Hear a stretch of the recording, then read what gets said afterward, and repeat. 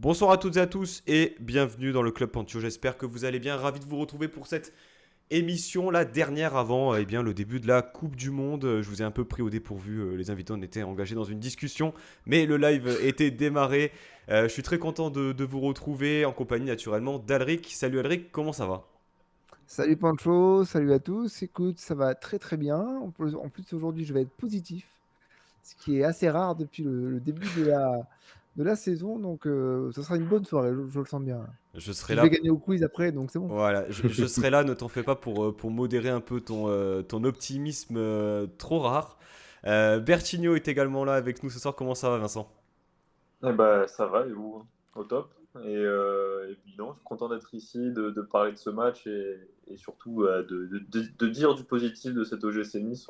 On en a trop peu dit depuis le début de saison, donc ça fait du bien. Ouais, c'est vrai que ça fait du bien, clairement, de retrouver une bonne série, de retrouver un peu de jeu, et puis malgré tout, un assez bon résultat dont on parlera tout à l'heure. Avant d'introduire l'invité côté lyonnais, il s'agit de Clément du média Football, un média consacré naturellement aux Guns. Salut Clément, comment tu vas? Eh ben, écoute, ça va très, très bien. Merci, beaucoup de l'invitation. Ça me fait plaisir d'être là. Je salue également les personnes présentes sur le chat Twitch, Vodo, Oncle Poulain qui a lâché son Prime. Merci pour ton Prime. Penalty pour Lyon en plus dans son message. Donc là, clairement, Parfait. on est La boucle est clairement bouclée. sur le thème, sur la thématique. Messieurs, naturellement, on va parler du match, de ce match nul entre l'OGC Nice et l'Olympique Lyonnais. Des buts de Pépé et Lacazette. On va revenir en détail sur cette rencontre. Il y a pas mal de choses à dire des deux côtés. Mais avant, comme je l'ai dit en off, juste parce que à titre personnel, je pense que même Alric et Bertino, ça nous intéresse aussi de connaître actuellement comment ça se passe à Lyon. Parce que nous, on a suivi un peu voilà, le licenciement de Peter Bosz. On a vu la nomination de Laurent Blanc de retour en Ligue 1. Pas mal de changements. Un match compliqué quand même vendredi Oui. contre Nice. J'ai rarement vu à titre personnel un Lyon aussi faible. Là, je vais être très clair. Oui, oui, bah, nous aussi, hein, Euh, globalement. mais alors du coup, comment ça se passe actuellement, le contexte, le rachat? Qu'est-ce que tu peux nous dire, Clément, par rapport à ça? Il y a beaucoup de choses qui se passent au sein de l'Olympique Lyonnais actuellement. Pour faire très simple, on a eu un début de saison qui a été, assez complexe dans le sens où, même si les résultats allaient à peu près bien sur les 5 premières journées, on avait, quand même 4 victoires et 1 match nul. L'OL a ensuite enchaîné une période, noire avec 4 défaites de suite, contre Lorient, Monaco, Paris, et ensuite Lens, donc 4 équipes qui au final, aujourd'hui figurent et font le top 4. Il y a eu ensuite un nul contre Toulouse et bon, en plus des résultats qui étaient vraiment négatifs avec, 1 point en 6 rencontres, bah, il y avait un jeu qui était vraiment, inexistant et au final Peter Bosz a été, remercié. Peter Bosz, c'est vraiment, un mariage qui a jamais pris. C'est-à-dire que dès les premiers matchs, on avait vu beaucoup d'inconstance, beaucoup de points perdus bêtement, mais aussi beaucoup de fébrilité défensive, beaucoup de problèmes à l'extérieur, puisque je crois que l'Olympique Lyonnais est seulement à 3 ou 4 victoires à l'extérieur sur l'année civile, donc depuis le 1er janvier 2022. C'est probablement dans le top 5 des pires équipes de Ligue 1, sur la période. C'est assez dingue et non, Peter Bosz, remercié. L'OL qui avait, déjà entamé des négociations, suite à la défaite contre, Lens, avec Laurent Blanc, qui à ce moment-là Mhm. était libre de tout contrat puisque lui, il n'était plus à Al Rayyan et au final, le point d'orgue de, l'affaire Bosz, ça a été le match nul à domicile, non, je crois que c'était à l'extérieur sûrement contre Toulouse. Bosz débarqué et finalement, l'arrivée de Laurent Blanc. Laurent Blanc qui arrive avec, un adjoint et un préparateur physique.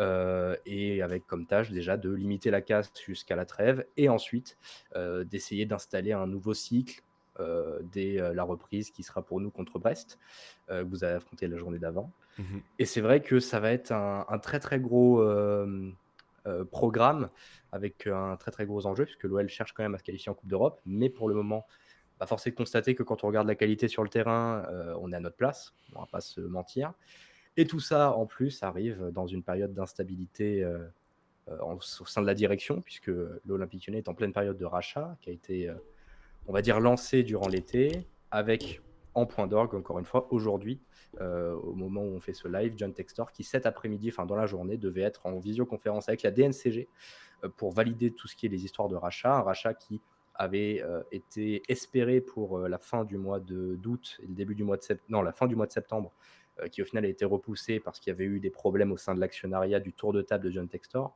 Là, il semblerait que on soit un peu plus clair sur qui va racheter le club, avec quel argent et comment. Là, il faut régler tous les problèmes administratifs, tout ce qui est les petits détails concernant la DNCG, surtout qu'elle est un club coté en bourse, donc il fallait aussi l'AMF qui amène son accord. Bref, ça a été vraiment très compliqué, mais là, on semblerait être au bout du tunnel avec le rachat par John Textor, même si John Textor achète le club, toute la direction en place devrait rester. En tout cas, Jean-Michel Aulas reste pour la fin de saison et 2 saisons suivantes au sein de la présidence de l'Olympique Lyonnais. Donc Alors, voilà un petit peu la situation. ce serait quel Je type, te ce laisse la serait parole. quel type de président, du coup, si tu es amené à rester en place, parce que il serait plus actionnaire majoritaire, mais il Non, détiendrait toujours quelque part quand même dans, oui. dans l'Olympique Lyonnais? Pour faire très simple, donc John Textor achète l'intégralité des parts de ceux qui étaient les 2 investisseurs minoritaires. Donc tout d'abord IDG Capital, qui Empathé. était un investisseur chinois qui est arrivé en 2016. En fait, ils étaient investisseurs minoritaires, ils avaient à peu près 19 à 20% dans le club, mais vraiment ils ne décidaient de rien. Il y avait un autre investisseur minoritaire qui était Pathé, donc le groupe Pathé, groupe de cinéma, ancien, enfin c'était Jérôme Sédou, c'est toujours Jérôme Sédou, qui est ancien président du LOSC. Et c'est vrai que lui, Jérôme Sédou, est là depuis, je crois, 99, c'est un partenaire historique. Et c'est vrai que ces 2 investisseurs minoritaires ont demandé à se retirer au mois de mars. D'ailleurs, pour le symbole, la nouvelle est tombée pile au moment où l'Olympique Lyonnais joue un match de quart de finale de Ligue Europa contre Porto. Donc le timing était vraiment aux petits oignons. On Et s'y en fait, connaît en le problème, timing c'est que aussi à c'est... l'OGC Nice, hein. Ah oui, non, mais c'était compliqué. Et en fait, ces 2 investisseurs minoritaires regroupés, donc tous les 2 à 20%, Aulas à 26 ou 27, si jamais les 2 s'en vont en même temps, bah en fait, Aulas perd littéralement la main. Donc Aulas a été vraiment forcé sur ce coup-là à vendre le club et pas simplement à retrouver 2 investisseurs minoritaires. Ça aurait été quelque chose d'extrêmement dur à faire. Et de toute façon, Aulas se préparait tôt ou tard à lâcher la main. Et donc au final, John Textor est arrivé et c'est vrai que il y a eu énormément de choses qui ont bougé. Et au final, le plan du rachat, c'est Textor rachète toutes les actions de Pathé, d'IDG et de Jean-Michel Aulas. Et en plus de ces actions, pour essayer de faire très simple, il y a également des obligations convertissables, je sais pas si ça se dit, convertibles en actions, qui ont été émises vis-à-vis du stade, vis-à-vis de l'OL Valais, etc. Donc en fait, pour faire très simple, il y a des nouvelles obligations qui ont été émises, qui se transforment en actions. Et là, Textor a racheté toutes ces obligations, à l'exception de 50% de celles de Jean-Michel Aulas. Donc, pour faire simple, à la fin du process, normalement, John Textor aura à peu près 78% du capital. Aulas aura, je crois, 7 ou 8%. Et le reste sera encore du capital flottant, donc des choses qui s'échangent sur le marché, de la bourse. Donc voilà, et donc oui, Aulas sera toujours au club, toujours président. Il aura un mandat de président jusqu'à la fin donc, de ces 2 ans et demi. Et Textor, lui, sera le propriétaire. Et il déléguera ce poste de président à Jean-Michel Aulas, qui garde des parts dans le club, mais qui n'est plus du tout décisionnaire à l'instant T, même si l'annonce qui a été faite, c'est aussi que ce partenariat, ils veulent se le faire main dans la main. Le but, c'est pas du tout d'être toujours à contraindre Jean-Michel Aulas à décider. D'ailleurs, Aulas devra rejoindre la holding qui rachète l'Olympique Lyonnais, qui s'appelle Eagle Football. Donc en gros, Aulas rejoindra l'entreprise qui rachète l'OL. Donc la volonté, c'est vraiment de dire que les 2 sont main dans la main. On ne sait pas vraiment si c'est le cas, mais en tout cas, c'est ce qui est affiché. Alric, Bertigno, question peut-être par rapport à ce que vient de nous, les informations que vient de nous présenter Clément. Moi j'ai une question sinon, c'est pour ça. Donc, Enfin, moi, il y a deux réflexions qui me viennent à l'esprit. Ouais. Alors, c'est d'un point de vue plus sportif qu'autre chose. La première, c'est curieux parce que bah, le fait que Peter Bosz signe à Lyon, ça me rappelle un petit peu le coup que Il Lyon était avait annoncé fait. chez vous? Voilà, le coup que Lyon avait fait quand il fallait recruter Memphis Depay, le plus offrant à récupérer celui qui le voulait. Nous, on a égalité, vous avez eu Bosz. Et j'aurais adoré voir Peter Bosz avec Justin Kluivert, Casper Dolberg et toute la petite colonie néerlandaise qui était chez nous l'an dernier. C'est curieux qu'un coach comme Peter Bosz n'ait pas réussi à s'imposer à Lyon dans une équipe qui avait des joueurs jeunes mais avec plein de talent. Voilà, c'est curieux. Ça reste un peu du gâchis, j'ai l'impression. Je pense que tu seras Oui, d'accord oui, oui. pour dire ça. Et la deuxième réflexion que j'ai, comme ça après je laisse la parole à Bertigno. c'est cette image qui a circulé sur les réseaux lorsque Laurent Blanc s'est présenté aux joueurs. J'ai Mm. été outré de l'attitude de certains. Enfin, on parle d'un monsieur quand même, hein, avec un Champion du palmarès monde, oui. d'entraîneur qui est peut-être pas exceptionnel, mais qui est très bon, Mm. et un palmarès de joueurs qui parle pour lui. Et franchement, bon courage, parce que si l'attitude des joueurs, c'est ça, heu, pour la présentation, à l'entraînement, je souhaite même pas savoir ce que c'est, quoi. Bah, pour te répondre, les 2 questions vont un peu de pair, d'ailleurs, les 2 réflexions. Boss, c'est vraiment voilà, moi je vraiment la bonne formule, je pense, pour qualifier le passage de Peter Bosz à Lyon, c'est une greffe qui n'a pas prise. Heu, Peter Bosz est arrivé déjà dans un contexte bien particulier. À ce moment-là, il y avait Juninho qui avait pas été, on va dire qui avait choisi, en conseil avec, en concert avec Vincent Ponceau, avec, Bruno Chéroux, enfin, Gérard Rouillet et avec Jean-Michel Aulas qui avait choisi à ce moment-là Rudy Garcia quand il y avait eu le départ de Silvinho, et les relations entre Garcia et Juninho étaient catastrophiques. Juninho a dit d'ailleurs, dans Rotten sans flamme il y a quelques semaines, parce qu'il est devenu consultant depuis qu'il a quitté l'Olympique Lyonnais, que c'était le pire être humain qu'il ait jamais rencontré dans le milieu du football, Rudy Garcia. Après Julien Fournier, alors peut-être? Il a peut-être pas rencontré Julien Fournier, je sais pas. Non, Après, je sais que C'est plaisante, de ce dur, que je c'est sais, dur, Alric, c'est dur. il y a non, non, d'excellentes relations. c'était D'ailleurs, il la y a d'excellentes relations entre Julien Fournier et Vincent Ponceau qui ont 2 excellents amis. c'était la Heu, vanne, non, mais en plus, c'était une vanne gratuite qui n'a pas de sens. bah, je crois que alors je sais plus dans quel sens, mais je crois que le fils ou la fille de Vincent Ponceau a comme Julien Fournier son parrain ou quelque chose du style, mais il y a un Mm. lien vraiment D'accord, d'amitié fort OK. entre les 2. Donc voilà. Mais ça pour dire qu'en fait, au moment où Peter Bosz arrive, on se dit: «C'est un coach qui peut vraiment correspondre à ce que l'Olympique Lyonnais recherche, à ce que Juninho veut en termes d'identité, en termes de jeu, en termes de tactique». On se dit: «C'est vraiment un mariage qui peut prendre». Et au final, ça a vraiment pas pris pour plusieurs raisons. Déjà, Juninho s'en va après 6 mois parce qu'on ne lui laisse pas, l'espace nécessaire pour clairement avoir des responsabilités en tant que directeur sportif. Mais aussi parce qu'il y a beaucoup de dissensions en interne, parce qu'il y a beaucoup de choses qui ne fonctionnent pas, parce qu'il y a beaucoup de sortes de petites guerres d'ego en interne, même si ce n'est pas forcément le meilleur terme. Et au final, vraiment, Juninho s'en va et à ce moment-là, Peter Bosz se retrouve un peu, lancé dans la nature avec une idée, avec une méthode, avec des principes qui ne sont pas du tout adaptés à l'effectif qu'il y a à l'Olympique Lyonnais. OK. Pour faire très simple, à l'OL, les joueurs sont vraiment biberonnés, c'est très simple.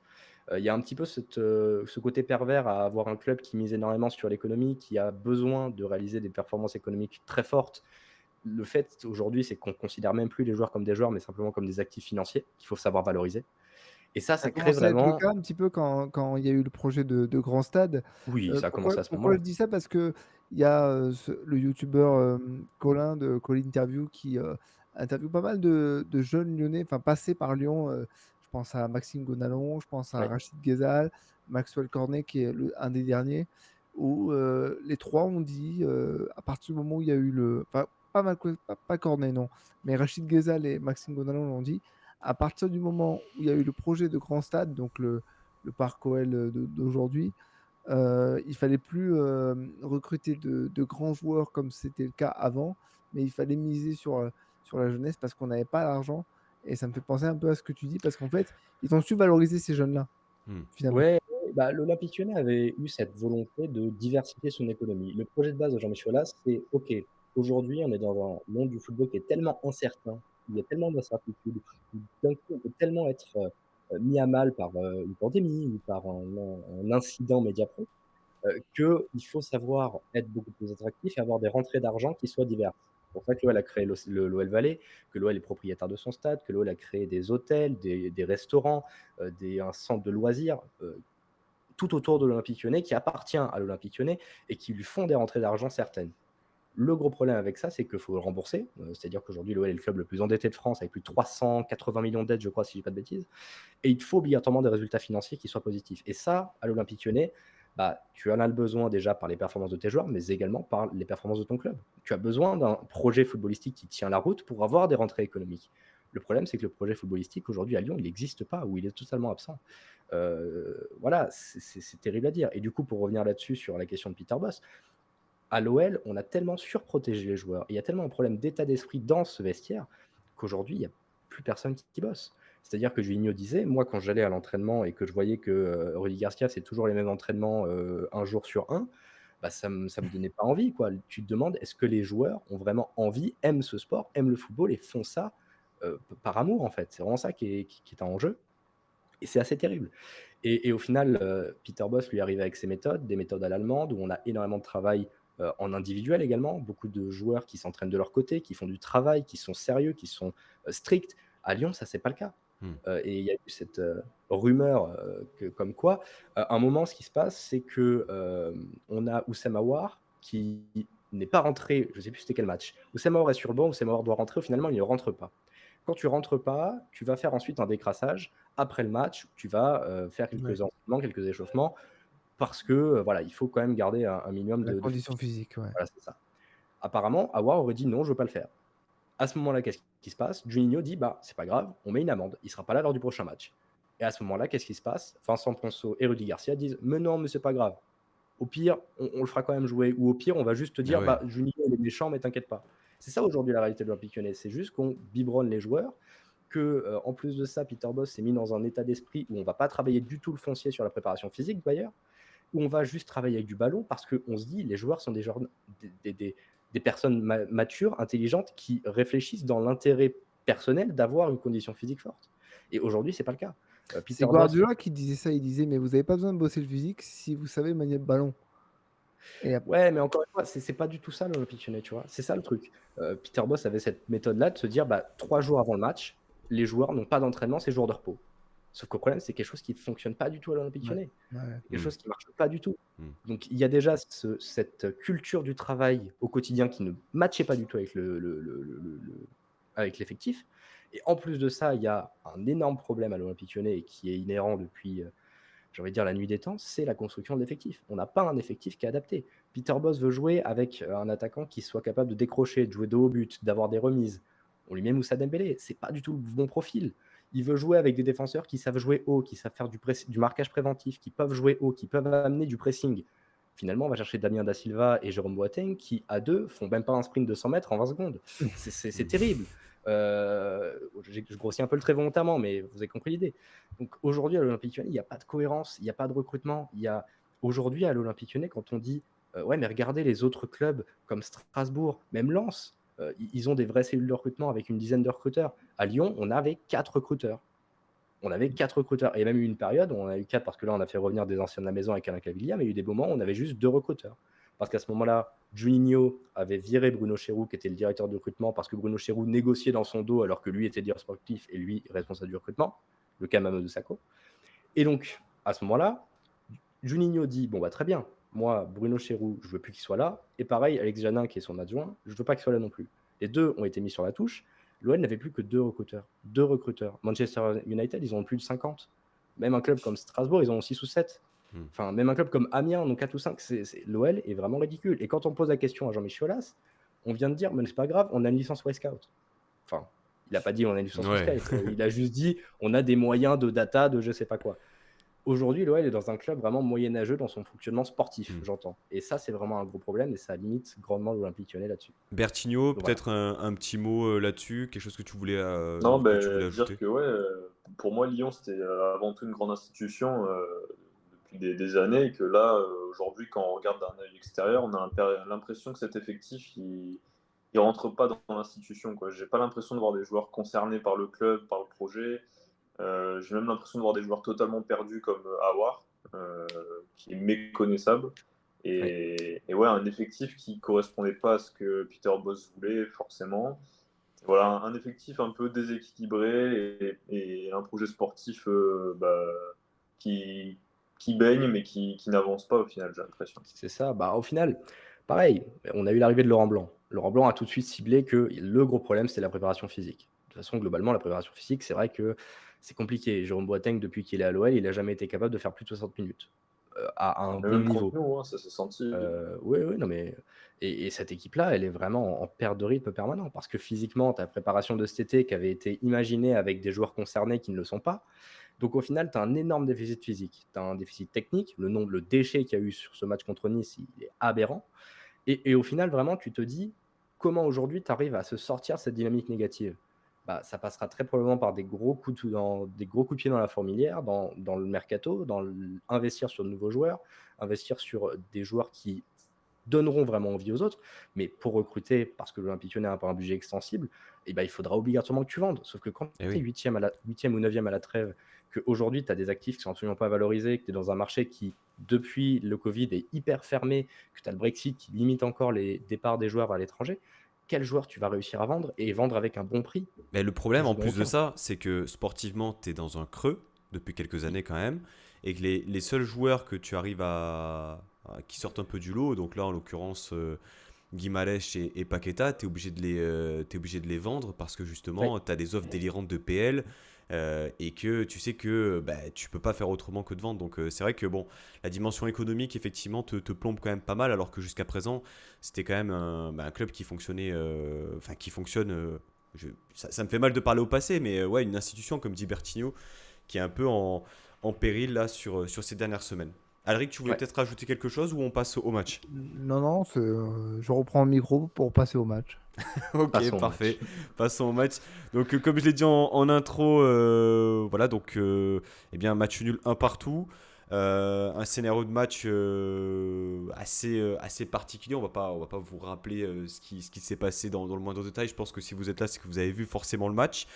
Je vais te poser la question, Alric, est-ce que pour toi, ce match nul, hein, fondamentalement, je vais être un peu grinçant, est-ce qu'il est frustrant pour le GC Nice? Ah, je m'attendais à ce que tu dises, est-ce qu'il est logique? Du coup, j'avais pas préparé cette réponse encore. Ah Mais oui, frustrant, hein, ben, énormément. Oui, oui, oui. ouais, frustration. Ouais, vas-y, je t'écoute. Frustrant, oui, parce que déjà d'un point de vue statistique, comme ça c'est purement objectif, la première frappe de l'Olympique Lyonnais intervient à la 75e minute, 77e. 77e. La deuxième, c'est le but marqué. Ils ont touché un poteau, mais voilà, on va s'arrêter Frappé, là. contré, je sais pas combien de C'est fois. contré 2 fois, mais on n'a pas vu un grand Well vendredi contre l'OGC Nice. A contrario, après un premier quart d'heure compliqué, j'ai trouvé Nice très ambitieux dans la récupération du ballon, et j'emploie le terme volontairement parce que c'est l'expression qui revient le plus dans la bouche de Lucien Favre, c'est tu peux pas être bon si tu n'es pas bon dans la récupération du ballon. Et c'est la première fois que je vois l'équipe de Nice être aussi haute sur le terrain. C'est la première fois que je nous vois nous projeter à 4 ou 5 en contre-attaque. C'est la première fois que je vois Dante Todibo dans le rond central quasiment, alors qu'on n'est pas en position du ballon. Donc on était en maîtrise globalement dans ce match-là. On marque sur un penalty parce qu'on a encore beaucoup de déchets dans le jeu pour marquer dans le jeu. C'est ce qui fait défaut sur ce match parce que globalement, t'es pas inquiété, tu marques sur penalty. Bon, on y reviendra, mais bon, pour moi, le penalty existe, hein. Et tu dois casser le but 2 ou 3 fois derrière. Il doit y avoir au moins 2-0 à la mi-temps. Donc, donc oui, c'est frustrant. D'autant plus que l'action qui amène le but lyonnais, elle doit jamais exister. Elle doit jamais exister déjà parce que tu fais une erreur stupide.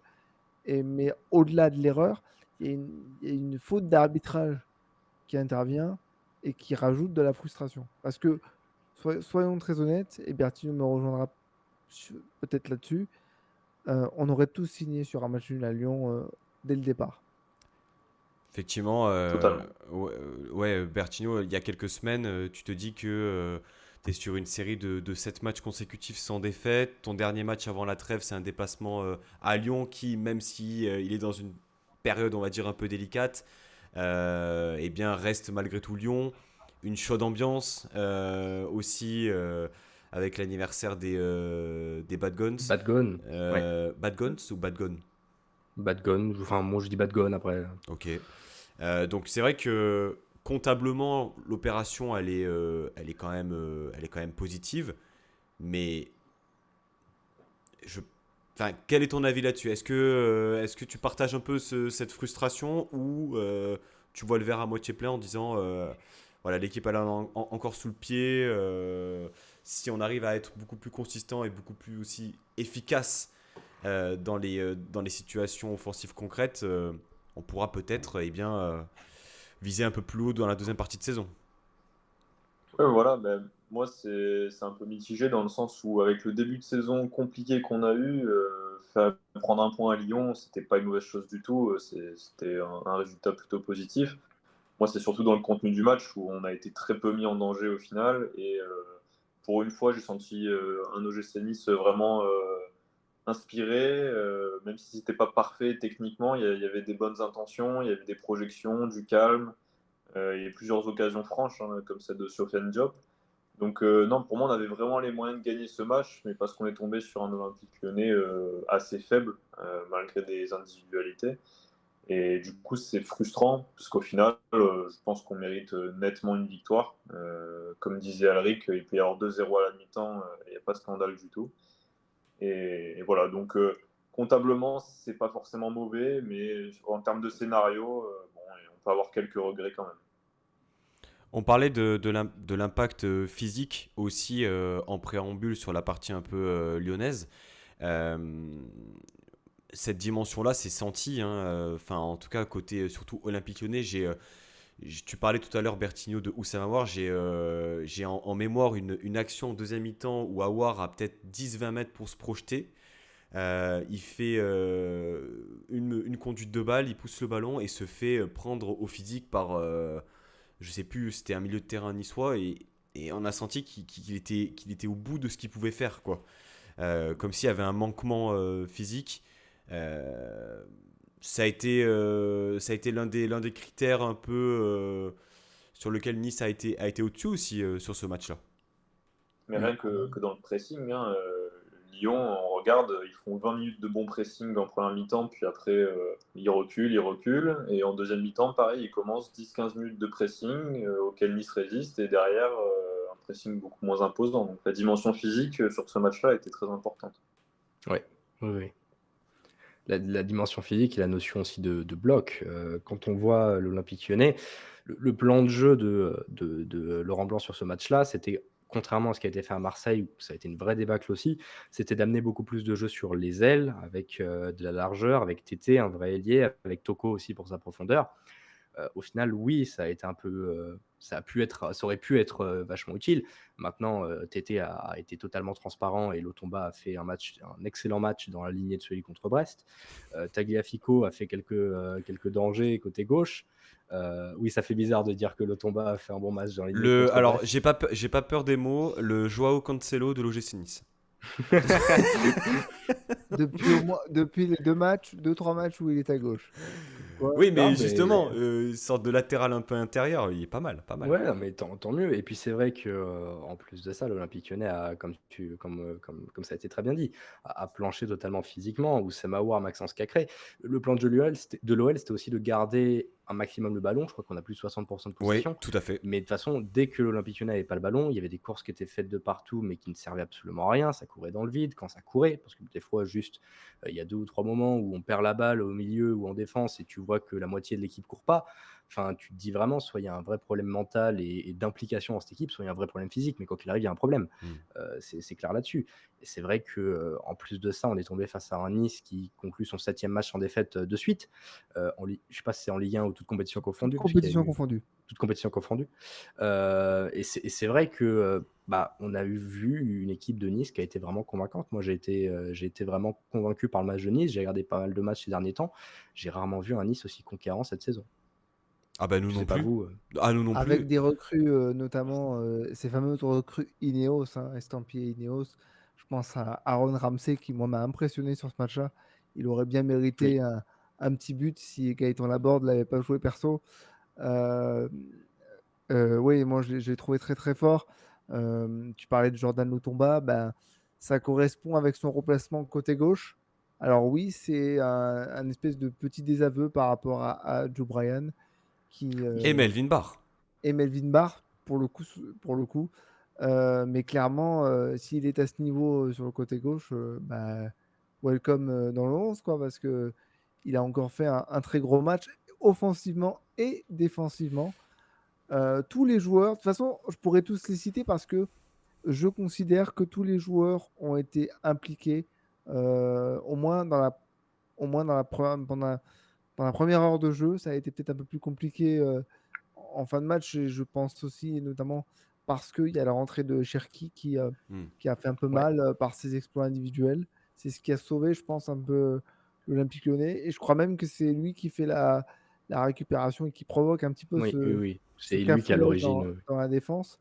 Euh, je voudrais aussi saluer, on le fera peut-être plus après, mais je voudrais saluer Mario Lemina déjà dans un premier temps parce que il a fait encore un très très gros match et il faut se souvenir que c'est un joueur qui joue blessé depuis quasiment le début de la saison. Il a mal Oui. au genou, il a mal au mollet, il a mal à la cuisse, il a mal partout. Et pourtant, il fait son heure de jeu complète à chaque fois.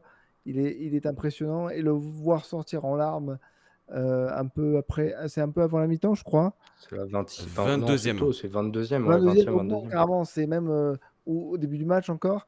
Ça m'a fait un peu mal, ça m'a un peu fendu le cœur. Je voudrais saluer le fait que nos remplaçants ont été bons. Mmh.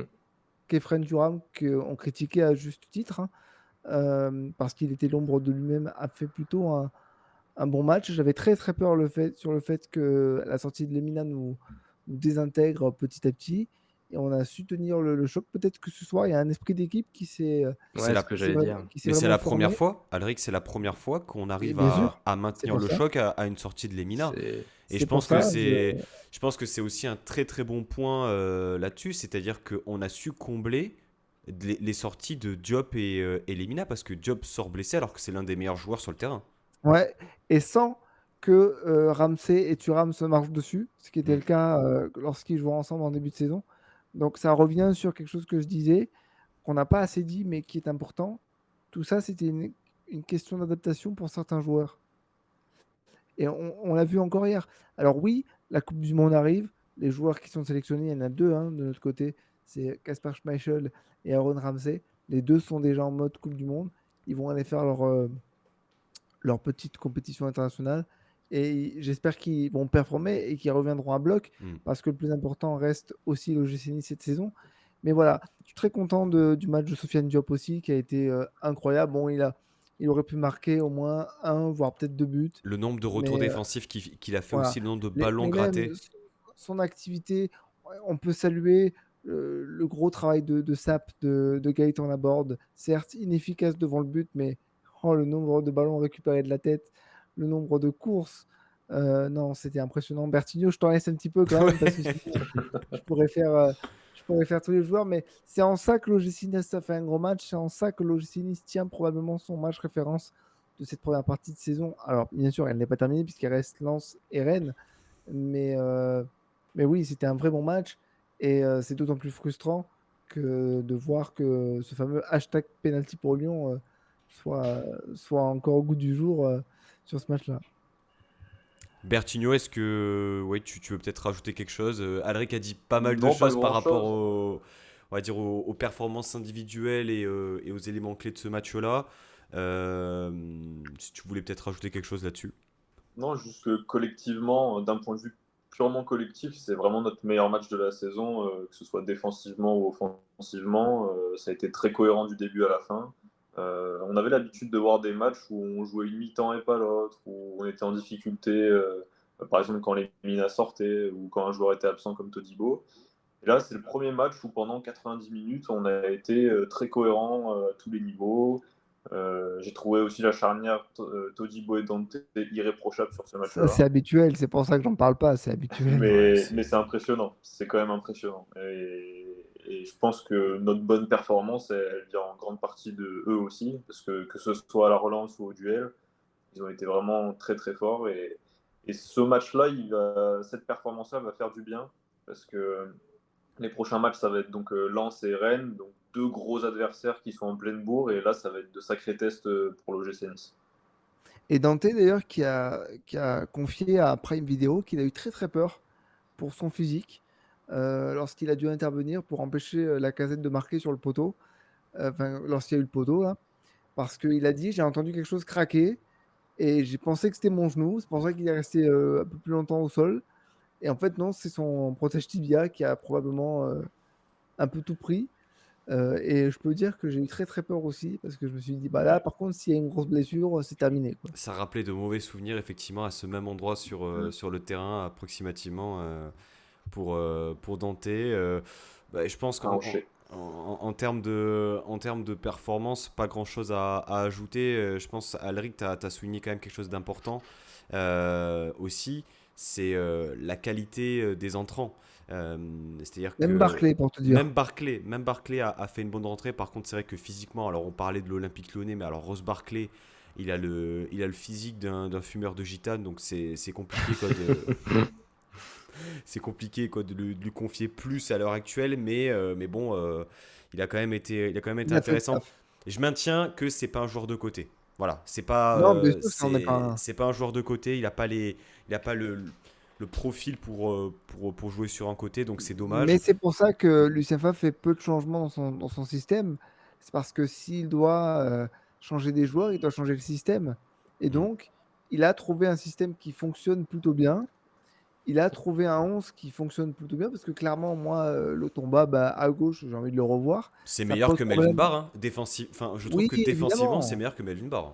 Et on se rend compte que même dans ce Surtout système, offensivement. Oui, c'est vrai ouais, aussi. mais même défensivement, ça fait 2-3 matchs qu'il sort des performances défensives. Il a Mm. son moment de gloire sur les 2-3 derniers matchs où tu te dis bah, merci d'être là, quoi. Et en plus, ça devient intéressant de se dire on peut mettre Lemina, on peut mettre Aaron Ramsey, on peut faire rentrer Thuram. Voilà, tout ça prend forme Mm. et ça me permet de dire que bah, Lucien Favre, s'il s'en va, bah, ok, pas de problème, ça sera le choix du club. Mais maintenant que tout fonctionne, enfin maintenant que tout commence à fonctionner, ce serait bien de garder un peu de continuité et de stabilité. D'ailleurs, Je, c'était très très drôle, enfin drôle, je sais pas si c'est le bon terme, tout ce qui est l'après-match sur Prime Video entre Dante qui arrive et qui dit qu'il aimerait bien voir Favre rester, Favre Ouais, mais c'est un peu de face aux malhonnêteté questions de Thibaut Leroll. un peu de malhonnêteté du côté de Thibault Oui, Leroy, j'ai oui, oui, l'impression, oui. parce que il fait son travail de journaliste et je critique pas ça, mais il oriente quand même beaucoup les questions. Moi, je. Oui, bah, Alors, on a énormément parlé de cette séquence-là, parce que de toute manière, c'est ça qui fait vendre aujourd'hui, hein, c'est le côté un peu Mais en même temps, buzz. voilà, c'est ça, c'est que il a fait son Et travail, c'est que oui, lui, il a une mais séquence oui, qui fait mais le buzz, ça quoi. a été amplifié, ça a été déformé. On a fait des interprétations par rapport à la manière dont il a posé son micro, à la manière dont il a répondu. Est-ce qu'il souriait ou pas? On n'est pas des analystes comportementaux d'entraîneurs de foot. Je veux dire, aujourd'hui, factuellement, ça va mieux. Tu parles de continuité, Alric. On parlait également de continuité lorsque Christophe Galtier était entraîneur d'OGC Nice, hein, il y a quelques mois. On se disait, bah, c'est quand même dommage de s'engager que sur un an avec un entraîneur, peu importe ce qu'on pensait par rapport à la production de jeu, etc. Là, bon, j'espère que c'est un débat parallèle qui ne sera que fictif, parce que en enlevant tout l'amour que je peux porter à Lucien Favre, il faut être un minimum cohérent aussi par rapport à ton projet. Tu peux effectivement avoir d'autres envies lorsque tu t'appelles Ghisolfi ou Bokeh. Par contre, il faut penser aussi à l'intérêt du club et au fait que un projet, ça se met pas comme ça en place en 6 mois avec un nouvel entraîneur. Il faut lui donner aussi. Bah, il l'a clairement dit, il a dit 2 ans, c'est pas 4 mois. c'est ça. Euh, Bah, après, Mais même voilà, 2 ans, c'est rapide, hein. Enfin, on se rend pas compte, oui. mais. Ouais, ouais, encore que oui, oui, en 2 ans, c'est rapide. Et même moi, j'ai tendance à penser que, imagine, ils veulent pas qu'il remplit la deuxième année. C'est pas grave, tu t'en sépares, ok, mais laisse-le finir sa saison. Au moins ça. Tu dois au moins Après, ça. faut voir aussi. Moi, je peux entendre, je dis pas que c'est la bonne ou la mauvaise chose à faire, mais je peux entendre qu'avec, l'arrivée de ce nouveau duo, Bokeh-Gisolfi, on se dise: «Bon, bah, cet hiver, ça tombe parfaitement de, quitter Lucien Favre, de réinitier un nouveau projet sportif avec un coach que le directeur sportif et le nouveau directeur général ont choisi, qui permettra d'avoir cette fin de saison, avec déjà une sorte de dynamique au moins avec les joueurs Mais pour pouvoir installer le projet». en acceptant qu'il y aura une part où il y aura besoin d'adaptation et que les Oui, résultats seront peut-être et pas ben, là tout de suite. cette adaptation, tu peux la faire sur les 6 prochains mois. Parce que là, maintenant, je vais pas dire que le maintien est assuré, mais tu as quand même eu des certitudes. Tu as en plus de ça un mercato qu'il faudra refaire, tu vois? Coupe Quand tu d'Europe. veux réinitier un projet sportif de grande ampleur, si jamais tu peux te dire: «Bah, les 6 prochains mois, on sait qu'on sera, quoi qu'il arrive, là pour les mettre à la poubelle et pour préparer l'année prochaine», autant le faire maintenant, tu vois? Après, évidemment que, bon, moi je suis d'avis que Lucien Favre est quand même un bon coach et que je pense que ce serait assez débile de tuer la dynamique maintenant. Mais si jamais dans la tête de Bocquet et de Gisolfi qui viennent d'arriver et qui n'étaient pas là au moment du choix de Favre, s'ils veulent installer leur propre coach et déjà commencer à installer leur mercato cet hiver, je Ah, c'est comprendrais aussi. important. Ouais, c'est important ce que tu dis. Je comprends. Pancho, je sais très bien ce que tu vas dire. Je t'ai lu sur Twitter, même si je suis Non, pas. mais. Mais non, mais j'entends bien. Mais il y a un peu des deux, en fait, dans le sens où même un coach Parce qu'en fait, si tu quittes Lucien Favre, c'est pour prendre mieux que Lucien Favre. Et à l'heure qu'il est, mieux, ça peut être difficile dans le sens où un coach qui n'a pas son équipe, qui n'a pas son 11, qui n'a pas sa prépa, ça peut être compliqué. Mais il y a un élément qui rentre en compte cette année, c'est qu'il y a une grosse trêve parce qu'il y a la Coupe du Monde. Et ça Grosse peut trêve jouer. d'un mois. Ouais, un mois et demi. Hein. Bah, on reprend le 28 décembre. Oui, on est le 16 novembre, Et ça démarre quand la Coupe du Monde? la semaine prochaine. On va être le Dimanche, là. 20-21, ok, 5 semaines, à la limite. Je vais juste donner la parole à Bertigno, juste avant je dis un truc. 5 semaines. C'est-à-dire qu'en 5 semaines, on pense à... Il y a combien quand tu fais la prépa d'été? T'as pas 6 mois, hein. entre la fin de la saison et le démarrage de la saison, il y a plus que 5 semaines, non? Mais t'as une coupure entre. Il y a les joueurs, il y a une coupure pour les joueurs. Non, mais ce que je À veux dire partir par du là, moment où ce que je veux dire par là, pour moi, c'est un peu une utopie que de penser que là, maintenant qu'on est en trêve, tu te sépares de l'entraîneur pour démarrer un nouveau cycle. Parce qu'il y a aussi une autre donnée, c'est que le mercato, il va être ouvert que le 1er janvier. Oui. Donc tous les mouvements que tu peux faire, par exemple, là, il va falloir quand même, ils sont conditionnés par ton effectif actuel, par le fait que tu vas jouer 2 matchs contre des concurrents directs. Enfin, je veux dire, il y a tout ça aussi en cause. T'imagines, t'arrives avec une équipe qui change d'entraîneur, on ne sait pas exactement si... On revient en fait cet été-là, tu vas jouer Lens, tu vas jouer Rennes, enfin... T'as trop à perdre, je trouve, par rapport... Non, mais après, les deux s'entendent. Les deux s'entendent, Oui. évidemment. Bertigno, Mais bon. peut-être ton avis par rapport à ça. Ouais. Bah, moi, du coup, je suis mitigé dans le sens où ce que je souhaite pour le projet sportif niçois, c'est que tout le monde ait envie de travailler dans le même sens, dans la même direction. Et que aujourd'hui, bah, si Guizoffi, Bocquet et Favre n'ont peut-être pas les mêmes attentes ou la même vision des choses à court terme, s'il y a un moment où il faut changer dans la saison, c'est peut-être maintenant parce que ça te laisse, comme tu disais, 5 semaines de vide pour préparer avec un nouvel entraîneur, sachant qu'il n'y a pas de préparation physique vraiment à mettre en place pour moi. Maintenant, bon, c'est quand même compliqué parce que là, on est dans une bonne dynamique. On voit du mieux aussi dans le jeu et pas que dans les résultats. Et comme tu dis, on va arriver contre Lens, contre Rennes, donc c'est quand même de sacrés adversaires. Et Non, si mais tu là, changes ça ira. maintenant, On bah, est, on est en train de les débaucher petit à petit. Ça va, ça se passe bien. Le match, il J'ai vu arrive, que vous voilà, avez- il arrive au bon J'ai- moment. J'ai vu que vous avez pris 2 nouvelles personnes, un préparateur physique Ouais. et un Ouais, il responsable y a même, performance. il y a même C'est ça. une mise en demeure du RCL vis-à-vis de Ghisolfi pour tentative de débauchage. Et clairement, il est clair que si dans leurs contrats respectifs, parce que le communiqué du RCL, il est à la limite d'être hautain. Mm. Donc, ils sont dans leur bon droit de communiquer, il n'y a pas de problème. Mais il est clair que si dans les contrats des deux salariés qui vont quitter le RCL, il y avait une clause de non-concurrence par exemple 6 mois ou 1 an, ça peut avoir encore des démêlés juridiques et ça va être long et ça va être chiant. Et de toute façon, on est aimé de personne, donc là, ça rajoute un peu du sur le feu. Ouais. C'est compliqué. Tout ça pour récupérer Franck Hez l'été prochain, quoi. Ouais, et puis c'est On qu'on le souhaite, hein, franchement. Et c'est qu'on faut pas dans 2 ans. tu vois, Ouais, non, mais après, bon. Avec Danso. Ouais, alors, ouais, clairement, là, je signe aussi. Mais c'est vrai que, bon, entre on va les finir avec histoires. Corentin Jean, on va pas comprendre. C'est ça.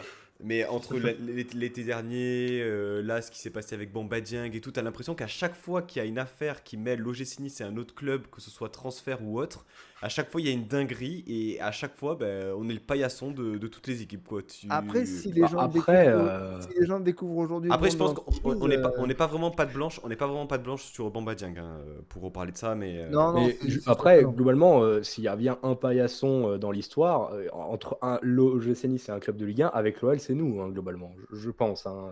Ah oui. Oui, Ah mais bah non, vous, d'ailleurs, Ah oui. Vous D'ailleurs, êtes, cette année, on n'a pas récupéré notre petit jeune voilà, annuel. vous êtes un paillasson de luxe parce que voilà, on s'essuie les pieds, mais on vous récupère quand même des petits joueurs chaque été, donc c'est plutôt pas mal. Mais après, si les gens n'arrivent pas à rationaliser le fait que les clubs de foot restent des entreprises, Oui, bah, bien sûr. c'est sûr que ça peut être compliqué. Ce qui se passe avec Ghisolfi et le fait qu'il veuille s'entourer de ses meilleurs collaborateurs, c'est le fonctionnement normal de l'entreprise en 2022. C'est comme ça. Sauf que ton club de cœur, tu n'arrives pas à rationaliser le fait que c'est une entreprise et tu te dis mais non, t'as pas le droit. Si, si. Mais Si. je pense que le Racing Club de Lens aussi n'accepte pas le timing du départ pendant la Oui, trêve Coupe du c'est surtout Monde, ça en fait. que le mec il aille dans un autre club avec une dimension financière plus forte, que D'ailleurs, on est nommé comme ça dans le communiqué. oui, On est nommé comme c'est étant même pas nommé une l'OGC des Nice, grandes hein. Eh bah, puissances annoncées. Mm. Voilà. Donc il y a ça, le fait qu'il débauche et tous les forces en présence. Après, bon, là c'est un débat un peu parallèle, mais j'aimerais bien avoir votre avis là-dessus. Est-ce que pour vous, il y a aussi une façon de penser qui dirait aussi que voilà, c'est un manque d'idées aussi, quoi. Ça me fait penser un peu à l'abord de l'or. On se dit, tiens, on vend Gouiri, on peut Pourquoi récupérer manque l'abord. d'idées? Bah, tu te dis que tu mets Ghisolfi en DS, il veut Mais c'est récupérer. son choix à lui de récupérer Bessière et compagnie. Oui, Moi, je pense que justement, c'est le plus intelligent à faire. Bah oui. Après, c'est encore une fois, éthiquement oui, ça parlant, peut être. bon. Ah, mais l'éthique, le foot, oui, mais il connaît le l'hôpital, la terrain. charité, tu comprends quoi. Hein. C'est sûr que c'est. Enfin, ouais, oui, je vois ce que tu veux dire. Maintenant, moi, je pense pas. Je pense au contraire que c'est la meilleure chose à faire. Que la personne ramène les personnes en qui il a confiance, qu'il pense qu'ils font un bon travail, c'est l'idéal. C'est au contraire, la pire des choses que tu peux arriver, c'est d'avoir un directeur sportif qui arrive, qui s'inclut dans un environnement qui lui est absolument pas favorable, où il n'y a pas les mêmes méthodes de travail, et qu'au final, parce que ce sont les autres qui étaient déjà là au club, qui connaissent les méthodes, et que le nouveau arrivé, aussi bon Surtout en ce moment. soit-il, enfin voilà, Surtout en ce moment.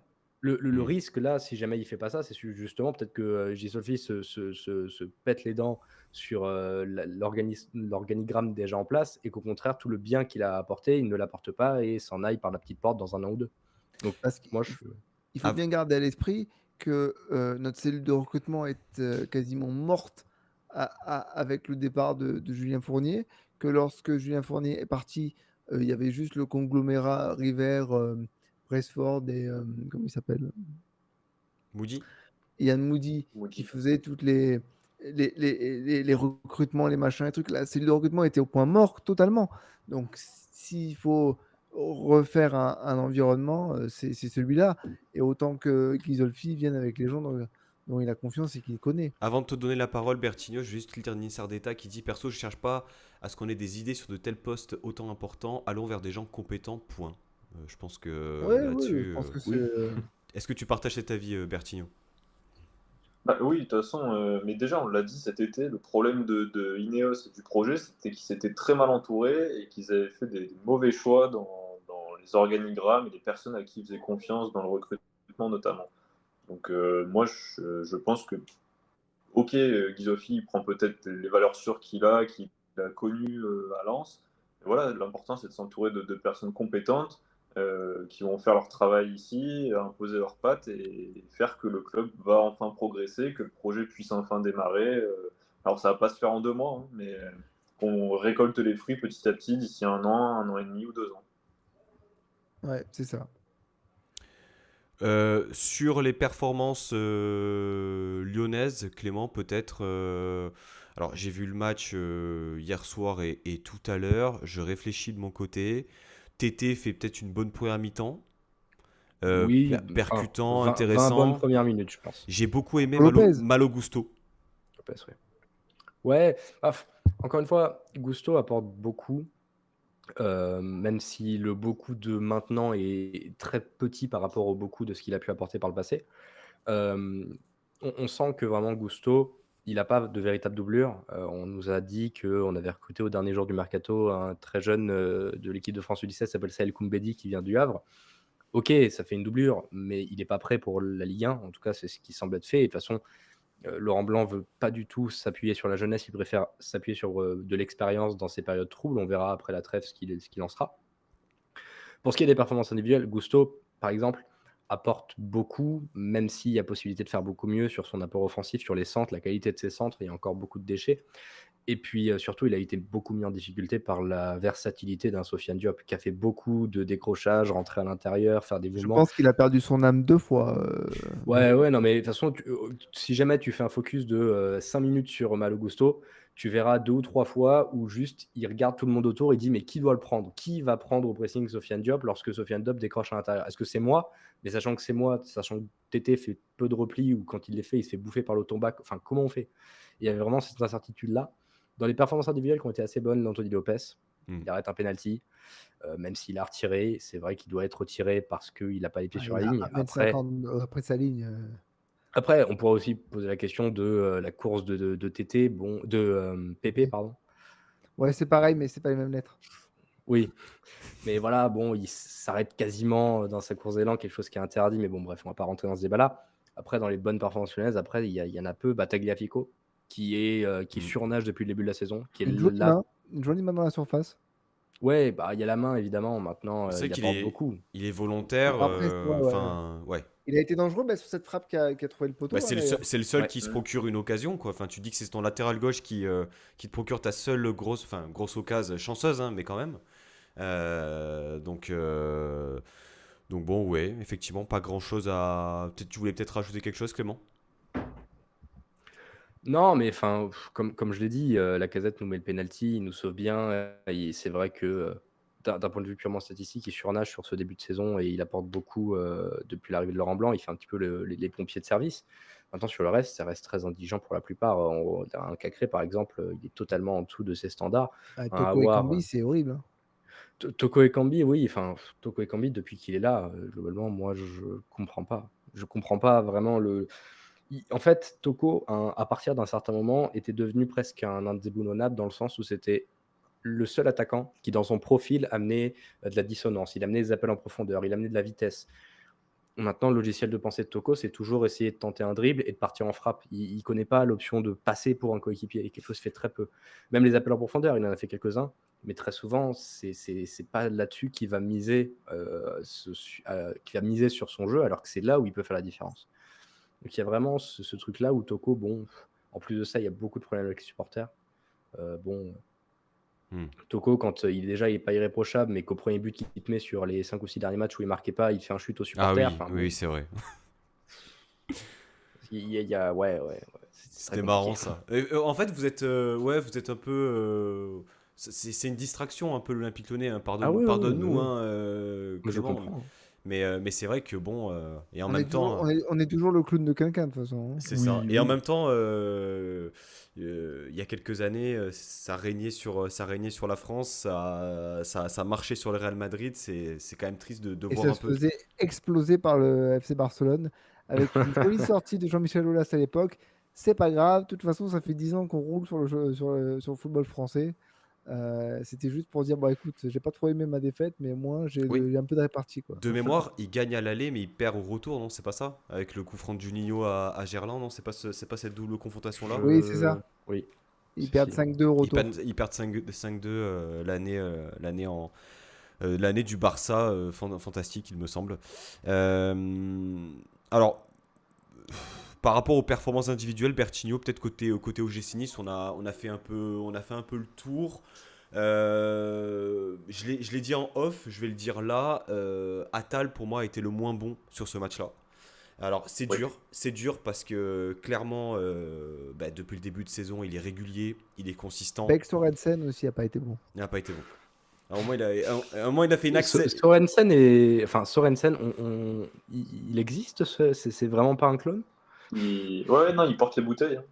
D'accord, mais okay. C'est un panic clone qui fait suite à la vente de Flavius Daniluk. Voilà, Flavius Daniluk qui est un défenseur central droitier qui peut jouer à droite. Qui est parti à la Salernitaine. Tout à fait. Et on a trouvé bon de récupérer un défenseur central gaucher pouvant également jouer latéral gauche. Voilà, mais c'est un peu. Surtout qu'en plus de ça, Viti est déjà gaucher, non? Tout à fait. Et Dante également. Voilà. Oui. Voilà, c'est bon. Et on aurait un carré faut pas se poser la question. Il y a eu quand même quelques dingueries lors du mercato estival dernier. Moi, je t'ai coupé, c'était pour la blague. Oui, oui. Youssef Attal, que j'ai trouvé peut-être voilà, un peu en retrait, pas mal de déchets et surtout des mauvais choix. Alors, je le tiens pas comme 100% responsable du but inscrit, même si effectivement, comme l'a dit Lucien Favre, Boudaoui fait la mauvaise dernière avant-passe, on va dire. Mais Attal, compliqué. On a vu aussi que la dimension physique était importante côté OGC Nice. On a vu qu'on arrivait surtout à la fin d'une période et que la trêve arrivait à un bon moment, Bertino.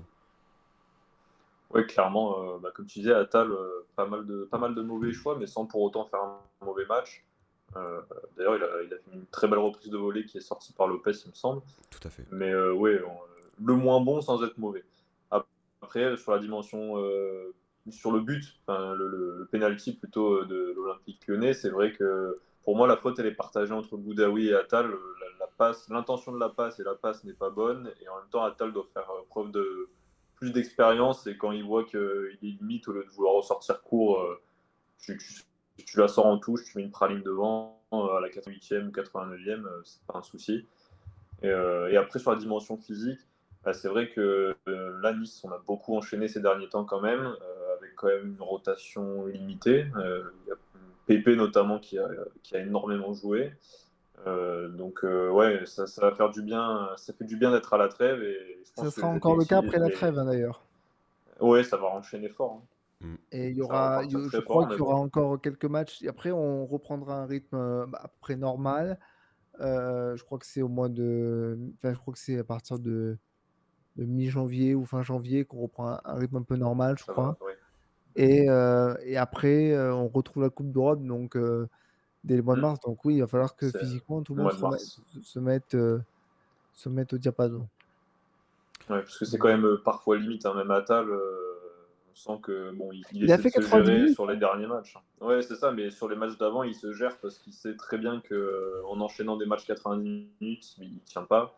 Voilà, c'est des joueurs comme ça, comme Pépé aussi qui fait énormément d'efforts, Laborde aussi, ils ont besoin de souffler, quoi. Et je pense que le mercato hivernal, il peut être bien pour nous en Le ce retour de sens-là où on Dolberg et de pourrait. Delors va faire du bien. Ouais, Dolberg, je suis pas certain. Mais, il est un petit peu en perdition, le pauvre. Bah, on a vu à quel point l'Euro 2021 il lui avait fait quand même le plus grand bien. Il avait été très bon avec le Danemark. Tu sais Il y a- quoi? Il est capable de faire une très bonne Coupe du Monde Mais avec le Danemark. bien sûr. C'est Donc possible. on sait jamais, même s'il est en grande difficulté depuis, on va dire, une bonne année environ, on sait pas, peut-être qu'on peut avoir Jamais effectivement avec le Danemark. Quasiment jamais avec le Danemark. Ouais, Oui, le c'est vrai. Danemark, il est bon. Ouais, c'est un peu Même contre la France, là, en début de saison, il fait pas un excellent match, mais il est buteur et c'est tout ce qu'on lui demande, quoi. Et il marche au mental, hein. Ça se sent, hein. C'est un joueur très fragile mentalement et je pense que quand il est dans son élément avec son équipe nationale ou s'il joue au Danemark, ça irait très bien. Mais aujourd'hui, ouais, il a eu du mal à quitter le pays et à Séville, ça se passe pas mieux pour lui, quoi. Ouais. Messieurs, on n'est pas revenu sur les décisions arbitrales. L'heure tourne.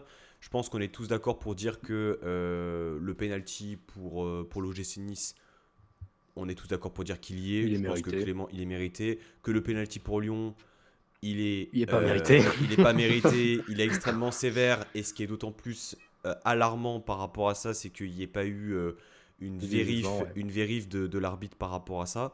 Juste l'occasion pour moi également, on va dire, de dédier un peu une partie de cette émission-là à l'arbitre, donc Johan Hamel qui nous a quittés donc aujourd'hui. Donc eh bien voilà un petit message et nos condoléances à sa famille et à ses proches. C'est vrai que en tant que fan de foot, forcément ça nous affecte quand même un minimum. Donc voilà, le message est passé. Messieurs, est-ce que on peut éventuellement passer sur le quiz? Est-ce que vous êtes prêts ou est-ce que vous vouliez peut-être Bah, aborder...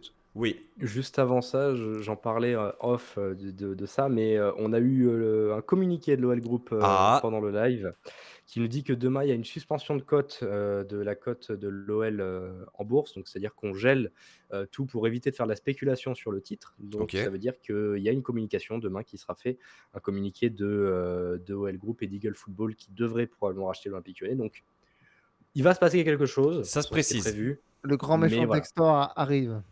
Bah, Le ça professeur devrait être Textor. l'officialisation. Le Ça devrait professeur être Textor. ça devrait être l'officialisation du rachat, mais la dernière fois qu'on a eu situation de code, ça a été pour annoncer le report. Donc, on va pas dire que c'est fait, mais il y a de très grandes chances. Voilà. Ok. Ok, on va suivre Parfait. ça attentivement. Messieurs, êtes-vous prêts pour ce petit quiz? Alors, je ne sais pas pourquoi Alors j'ai... non, mais allons-y.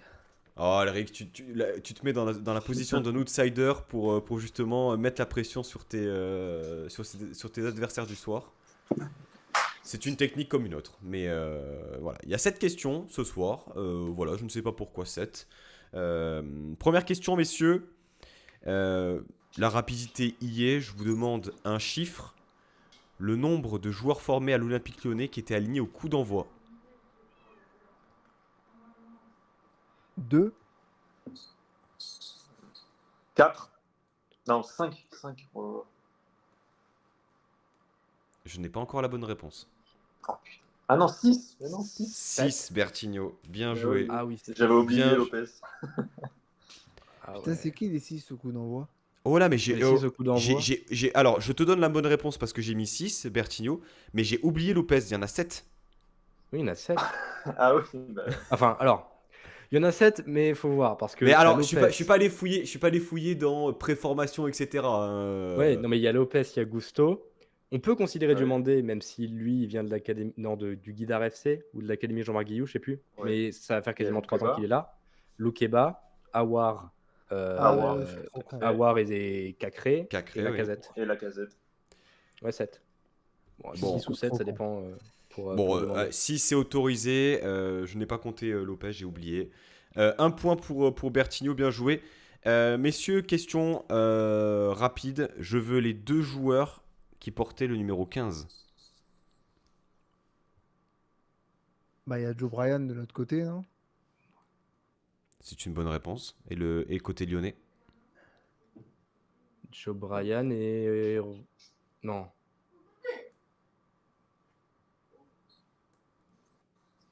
Il est rentré en Ouais, cours de je jeu. pense. Le Penant? Non, Reine Adélaïde. non, il est blessé. Bah, et Romain Fèvre. Mince. Romain Fèvre, Ah tout oui, à Romain fait. Fèvre, oui. Je crois qu'il y a... Ah oui, non, le 17, non, le 17 c'est Boateng. C'est 15 Romain Fèvre, oui. Romain Fèvre et Joe Bryan. Troisième question, messieurs, on cherche un joueur. Olympique Lyonnais, OGC Nice, Montpellier, Mounier. Anthony Mounier. Anthony Mounier Oh, bien pour joué. Alric, C'est Bologne, biche. Saint-Étienne, il a fait une Florian Thauvin et l'Atalanta, jour. Panathinaikos et il est également toujours en Grèce. Messieurs, l'Olympique Lyonnais, l'OGC Nice, ça parle forcément et ce sera une question sur Hugo Lloris.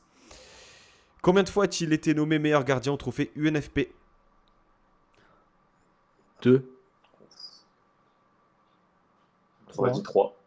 3 aussi, ouais. Alors, 3 est la bonne réponse. Par contre, qui l'a dit en premier? Je crois que vous l'avez dit tous les 3. On a dit en même temps, Berthier et Ouais. moi. Ouais, je pense que. C'était quoi les 3 années? Alors, les années. Eh bien, écoutez, il y a. Il a fait 4 ans à Lyon, donc il faut. 2010. Est-ce que je l'ai noté? Oui, je l'ai noté. 2009, 2010 et 2012. Ah, 2012, il l'a. Donc, on est Ouais. sur une égalité parfaite entre Alric et Bertigno ou Clément? Bertigno. Bah, Bertigno, je pense qu'on l'a Bertigno. dit un peu tous les 3, mais. Ah, mais t'avais dit combien, Bon, toi, ok. Clément? Moi, j'avais dit 2. Bah, il y avait Ah ouais, moi t'avais aussi. dit 2. Ouais. Ah oui, au Ouais, début, Je pensais t'avais pas dit qu'il deux. l'avait eu en 2012. Pour moi, c'était. Non, Sirigu était pas déjà là. Si. Étant donné que vous avez donné la même réponse, parce qu'effectivement, je crois que tu as dit 2 et après 3 en même temps, Clément, on gèle les points sur cette question. On part sur la 5e question. D'après Transfer Market, toujours sur Hugo Lloris, à combien, là je vous demande le montant, était évalué le transfert à Lyon de l'OGC Nice lors de l'été 2008? 8 millions, je crois. Moi, j'aurais dit 10. Je vais partir sur 12. Eh bien, Alric, tu as la bonne réponse puisqu'il s'agit de Ouais, 8,5 millions. C'était un gros transfert pour nous à l'époque. Tout à fait. Ouais. Ça Et, correspondait à pour nous l'équivalent aussi, avec. Ça correspondait à l'équivalent de ce qu'on avait payé pour Loïc Rémy dans le sens inverse, mais quelques années avant. Et je crois qu'il a été vendu 12 millions par contre à Tottenham de mémoire. Sixième question, on cherche un joueur. Boca Junior. Betis. Lisandro Lopez. Lisandro Lopez. Bertino, tu as dit quoi? J'avais dit Monzon au début. Ah non, C'est une merde, excellente con. réponse. Con. Putain, je suis C'est con. une excellente réponse. Monzon, Non, le parce que crack. Lisandro, il a pas joué à l'OGC Nice. C'est franchement. Eh oui, eh oui, eh oui. Fabian Monzon, que Clément, je suppose que tu as de Oui, très très 3 bons matchs avec souvenirs. le Ouais, franchement. Non, à Lyon, Non, il a mais été. c'était période sombre où on avait des latéraux et Maoumadou Dabo, on avait Bedimo qui arrivait après. On avait Monzon, on avait Miguel Ah oui, Lopez aussi. Bedimo, parce qu'il avait été champion de France avec Montpellier, ça avait fait hop là, allez, hop. Bah, il avait joué Bah, en vrai, à il avait Marseille été. après. Et après, il est parti à Marseille. Ouais. Mais il Après, avait et été c'est bon à après qu'il Lyon. est parti. D'accord. Bah, j'ai tweeté ça il n'y a pas très très longtemps. Je pense que depuis 10 ans, là, depuis le début de la dernière décennie, donc depuis 2010, il est sur le podium des 3 meilleurs arrière gauche qu'on ait eu. On a Tagliafico actuellement, on a Ferland Mendy et on a Bedimo. Enfin, dans mon souvenir, c'est Ok. les 3 meilleurs qu'on ait eu. Ok. Messieurs, dernière question autour de Alexandre Lacazette. Là, je vous demande eh bien, son nombre de buts en Ligue 1. Je peux pas, j'ai pas le droit. C'est. Moi, je vais dire 90. 90 Il pour. y a un piège avec le nombre de buts marqués sous le maillot lyonnais. Alors attention. En Ligue 1. Ouais, c'est en Ligue 1. Ah, Les doit pages être Wikipédia et Transfermarkt sont naturellement interdites. Putain. 95. 95 pour Alric, 103. 103 pour Clément. Non, Et je c'est- pense pas que. Et c'est 109. Ah. C'est 109. C'est une bonne réponse pour Clément. Mais la victoire revient à Alric. Je crois qu'on est sur une première win depuis le début de saison, Alric. Un an, jour pour jour. presque. Faut que tu sois optimiste pour gagner, quoi. C'est ça, exactement, Clément, tu avais tout à fait raison. Bien, messieurs, cette émission touche à sa fin. Merci à tous les trois de m'avoir accompagné pour bien débriefer ce match. C'était un véritable Merci plaisir. Eh bien, vous retrouverez ce live pour les personnes qui l'ont rejoint en cours dès demain sur YouTube. Voilà, la rediffusion sera disponible. On se retrouvera prochainement sur différents supports, je pense, Twitch ou podcast, avec notamment Avantinissa. Messieurs, merci à tous les trois. Et puis Clément, bonne saison à l'Olympique Lyonnais en espérant Merci beaucoup. un avenir un peu plus radieux. Bah, bonne saison à vous aussi. Merci encore de l'invitation. Et puis, écoutez, très bonne soirée à tous. Et puis à très bientôt. Issa Nissa. Il s'est dit ça. Merci.